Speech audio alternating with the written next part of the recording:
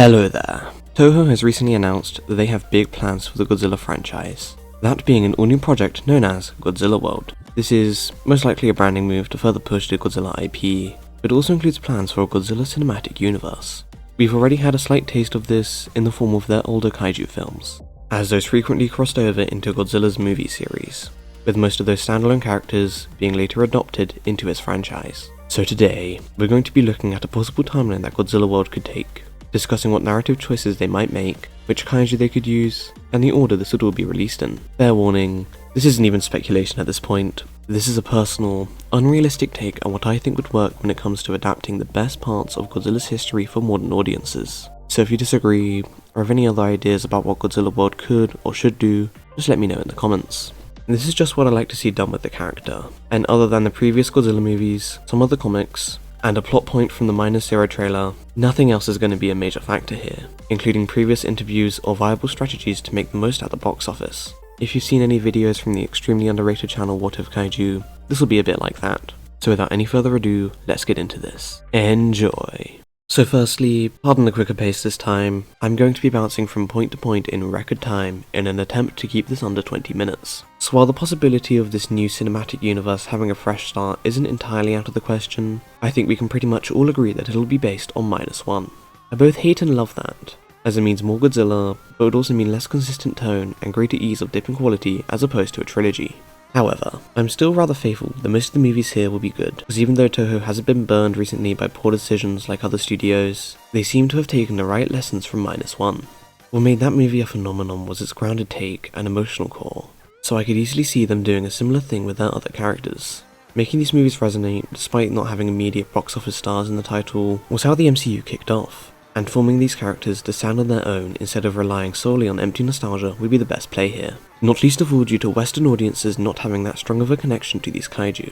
I don't have a full 5-phase plan laid out from the start, but I can see a method that would work in their favour, and that's branching out in each movie. Introducing just one new kaiju per Godzilla movie for them to then develop in a spin-off could help general audiences understand that these separate characters are made by the same studio and share a universe. Now let's take a look at what I think would personally be the best structure of this timeline. And again, I'm going to be far less realistic in my expectations than usual. Just view this as a concept for what I would prefer from a Toho Godzilla shared universe more than anything. Starting with -0. For reference, I'm going to be basing this universe off the Showa era due to the time period, but I will be including some Heisei villains. Okay, so I previously mentioned that I believe that Mothra will be the co-star of -0 in a previous video. And despite the trailer not showing us even a hint that Godzilla will be fighting other kaiju besides some anti-gravity shenanigans suggesting Ghidorah, I still firmly believe that Mothra would be the best call here if any are included. In fact, with the knowledge that this may be a launchpad for spin-offs, Mothra seems all the more plausible. I don't exactly see the masses flocking to a Kamakura movie. Mothra has been able to carry her own trilogy in the past. I think she's the best fit for a successful spin-off. If they do end up making a solo Mothra movie, they could then introduce further kaiju in it, such as Rodan or Batra, which would help build the roster of Godzilla World without bloating the stories. As for the actual plot, I don't have any concrete ideas. Maybe it could be about her finding a new home, thus introducing Monster Island, or involve her guardians getting kidnapped, and the human side revolving around a team trying to find them, or something completely different entirely. The main thing I'd like to see would be Mothra and Goji being rivals. People loved how villainous Goji was in -1, and it'd be nice to see the greatest allies of the franchise be at each other's throats again. Plus, it'd fit with their first encounter and keep Godzilla as an antagonist. Anyway, when it comes to the third movie, I have a question I want you all to genuinely consider. What is it going to be called? No, really, think about it. -0 works as a far better title than -2, feels way more dramatic. But like, what's after this? Just Godzilla 1? Godzilla 0? Are they going to skip to -3? Are they going to move the 1 to the second digit? Well, in a perfect world, the villain of this movie would be MechaGodzilla, and he'd once again be a military weapon, as he would serve as the film's main protagonist. Yes, really. Keeping Goji as the antagonist for the first trilogy would help make the tone consistent, reinforcing the differences between Legendary and Minus, as well as preventing Ghidorah from being introduced as a main villain too early. There's also a really cool fan animation that's just dying to be brought to life. And my final point, that title. One of Mecha's most iconic weapons has an equally iconic name, the Absolute Zero Cannon. The next Godzilla movie, being named -0, would make a whole lot more sense if the trilogy went as follows: -1, -0, Absolute Zero.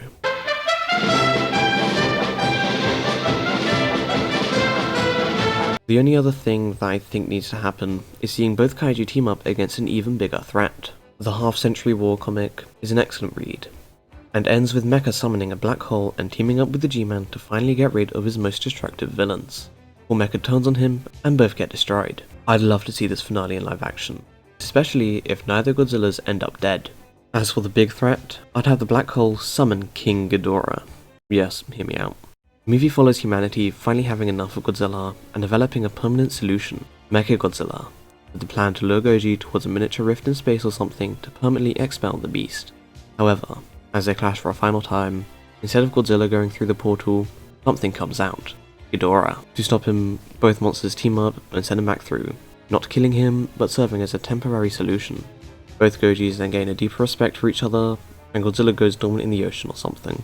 The main point is that this finale would be the first time that Godzilla helps out humanity instead of attacking them, and it includes Ghidorah as a big final threat without him being the focus. There'd also be a post-credit scene teasing the next film, with the group travelling to a recent meteor crash site, only to find out that the entire impact crater has been transformed into some sort of shiny metal. So, that'd be the trilogy, except, of course, we are talking about Cinematic Universe, so I have two more in mind. For those though, I have a pretty cool idea for the next spin-off, which ties into the epilogue of this film. So, even though Mothra is one of the only Toho monsters to get another solo film after joining the Godzilla franchise, a MechaGodzilla spin-off isn't entirely out of the question. In fact, the popular Kiryu duology was meant to be a trilogy, with the third movie being a solo MechaGodzilla film, before it was canned. This video isn't meant to be realistic in the slightest sense of the word, as I've abundantly mentioned, but I can easily imagine Mecha getting his own spin-off in the future. So for this timeline, the MechaGodzilla spin-off would take place 10 years after the third Godzilla movie, where Godzilla hasn't been seen since that film's finale. We're now in the early 60s, and MechaGodzilla is being shut down. This movie would be that classic underdog, skeleton crew, all eggs in one basket style story, with the team of pilots trying to prove that MechaGodzilla still needs to be funded despite Goji's disappearance. The film would also feature two antagonists, those being Gigan and Jet Jaguar, both with some pretty big changes. Gigan would be developed by the American military at Area 51, but would not be an alien. He'd be a full-on robot, with his colour scheme resembling that of his Final Wars appearance, though he'd be made out of space titanium. That was the same resource that the Simians used in the Showa era to create MechaGodzilla, and it would arrive to this timeline on an asteroid.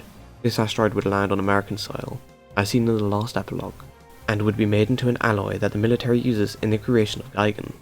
Gigan would inevitably turn evil in the final act of the movie, but for the majority of the spin-off, he'd serve as a distant threat to MechaGodzilla, with his creation further emphasizing the lack of a need for mecha.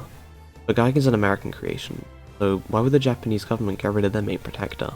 Well, that's where Jet Jaguar comes in, as the second antagonist. While Gigan is nearing completion in the story, Jet is already active and serving as a vigilante, who isn't aligned with either government but protects Japan. Unlike Gigan, he isn't a villain, but he's still an antagonist, as he keeps on proving how irrelevant Mecha is by arriving at kaiju attacks faster and beating them more efficiently. It's also not explained where exactly he came from, but it's implied that he was developed at Area 51 as either a prototype for Gigan or an advanced AI.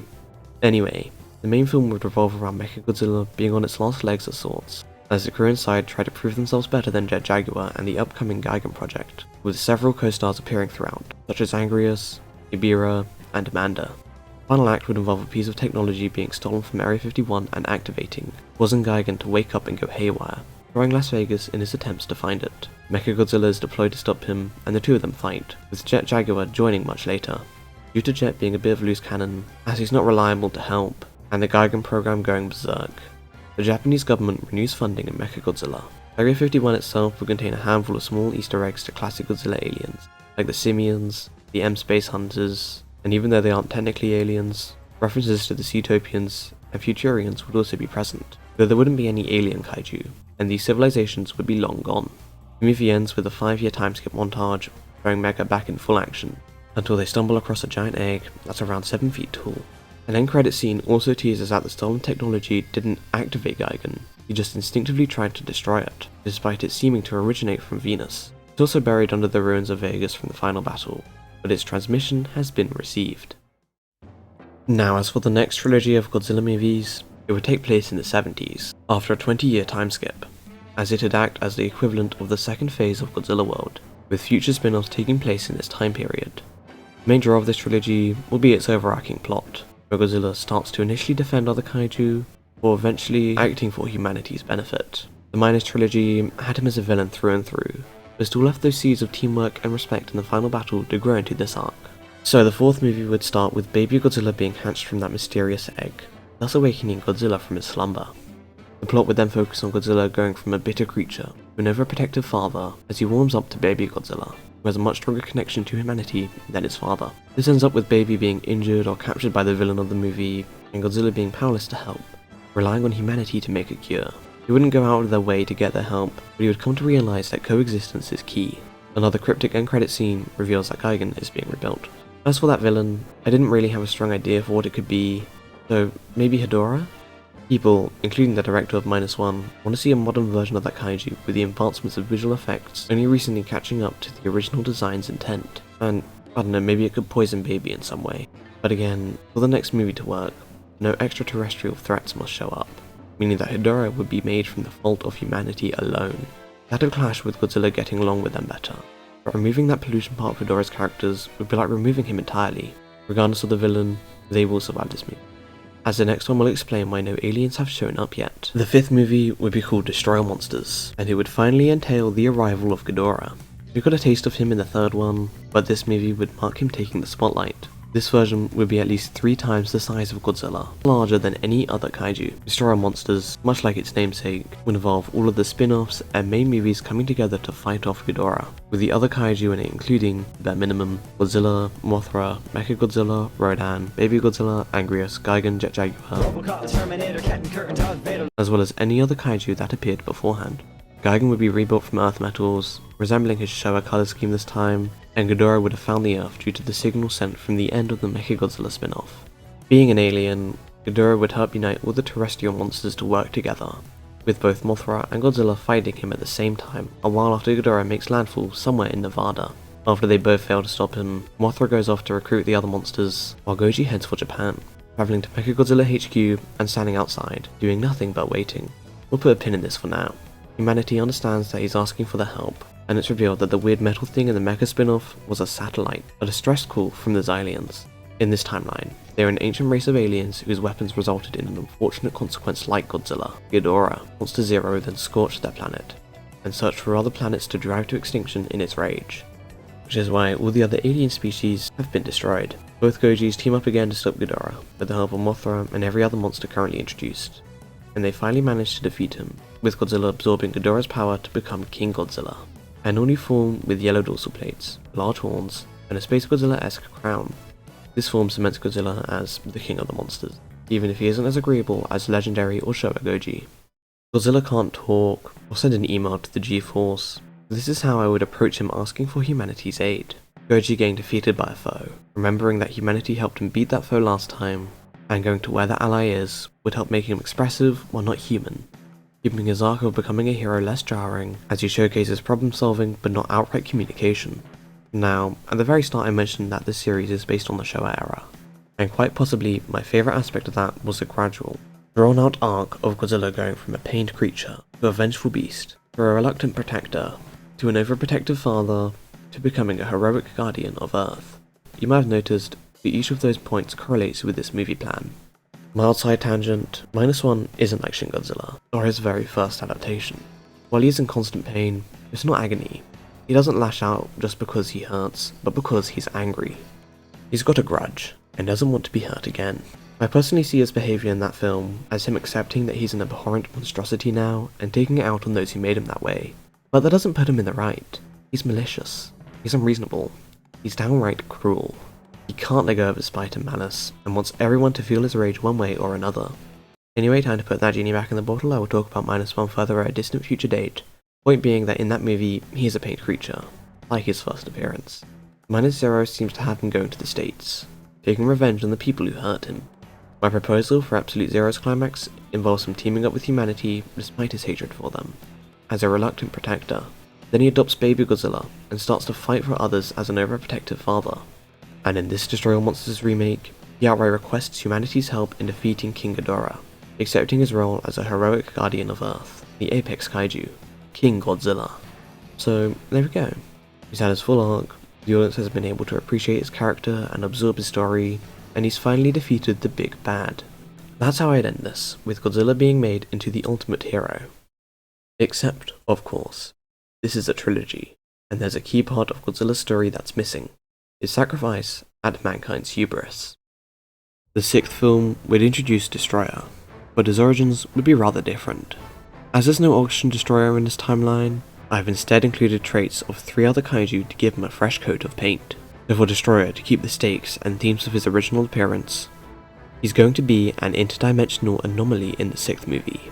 Yes, talk about jumping the shark, but let me explain.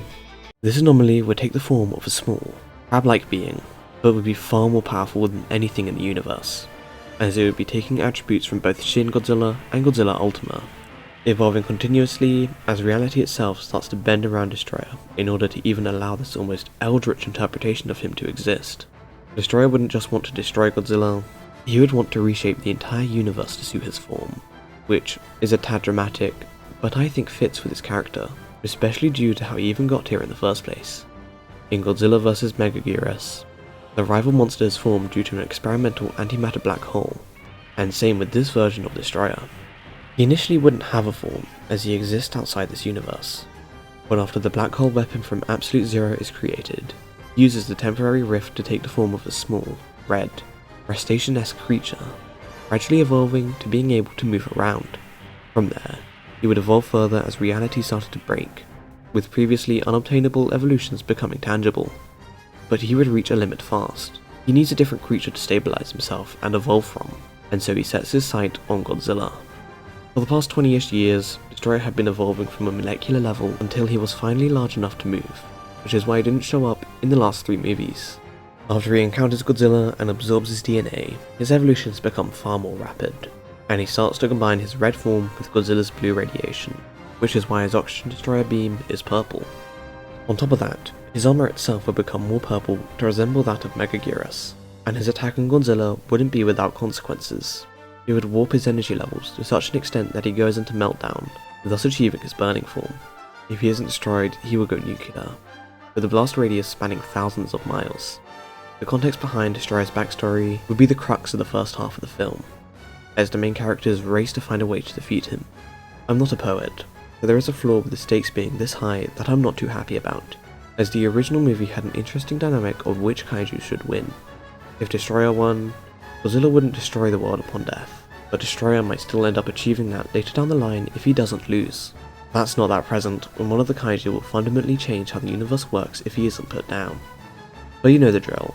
Destroyer would eventually be defeated by Goji, who would then direct all his energy at himself, sacrificing himself so that the world isn't destroyed. Then baby Godzilla absorbs his power, taking up the mantle as the new Goji. If there's one thing I'd like either Monsterverse or Godzilla World to accomplish, it would be Godzilla's death having the proper build-up, especially by fleshing out baby's character before he goes skydiving.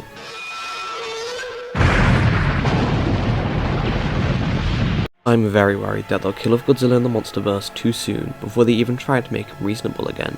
But yeah, that's the baseline for how I would write Godzilla World with full context, hindsight, and funding. If the cinematic universe continues, they could do a 3rd trilogy with baby as the new Goji, or even make a solo Ultraman movie that eventually crosses over with the big G. I'm not too sure how the rights work, but some of the Ultraman movies and series have been published by Toho, with the Shin versions of both characters even crossing over in a ride.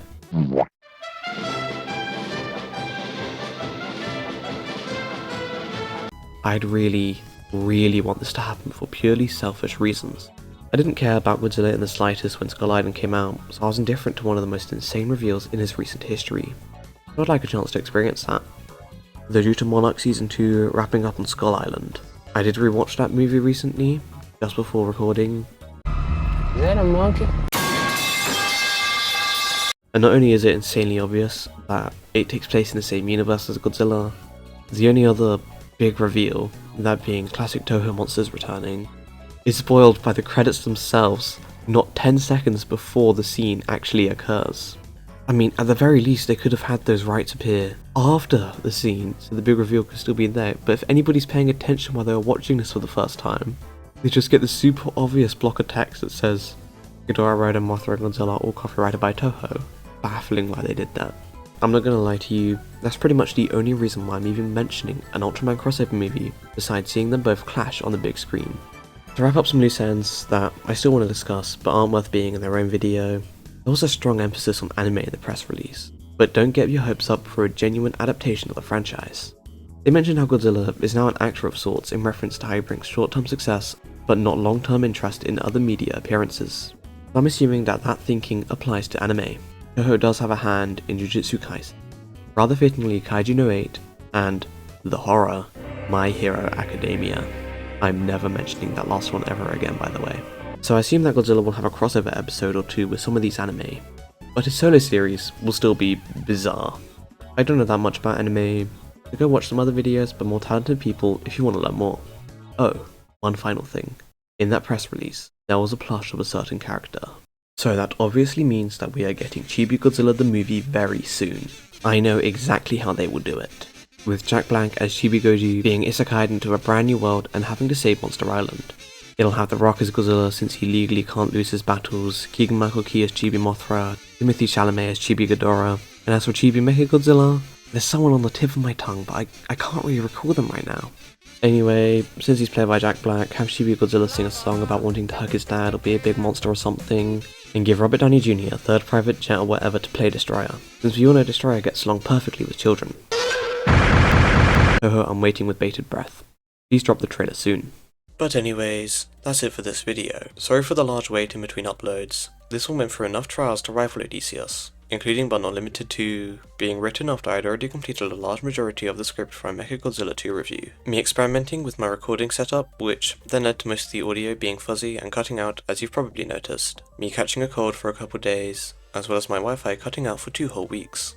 On that note, I think I'm going to stop deciding what videos I'm making next in advance. They take so long to write and edit that I can only really post twice every month, so hopefully you prefer quality over quantity. Sorry if you were expecting the mecha review, this just popped up and I really wanted to talk about it. Oh, I've also got a new microphone now, so hopefully the static and cutting out will be gone for good and all faults with the audio can be attributed to my poor speaking skills alone. I think I'm going to change my intro for the Godzilla reviews as, even if your channel isn't monetized, having copyrighted songs or videos can massively impact the reach of them. This all might seem a little pretentious for someone with such a small audience, but I've recently figured that the only people who would be staying around after the outro begins would be returning viewers or people with their hands full, and the latter deserves to hear me ramble as a consequence of their poor planning decisions. Appreciate every one of you who are still here. Have a wonderful day, and I'll see you all later.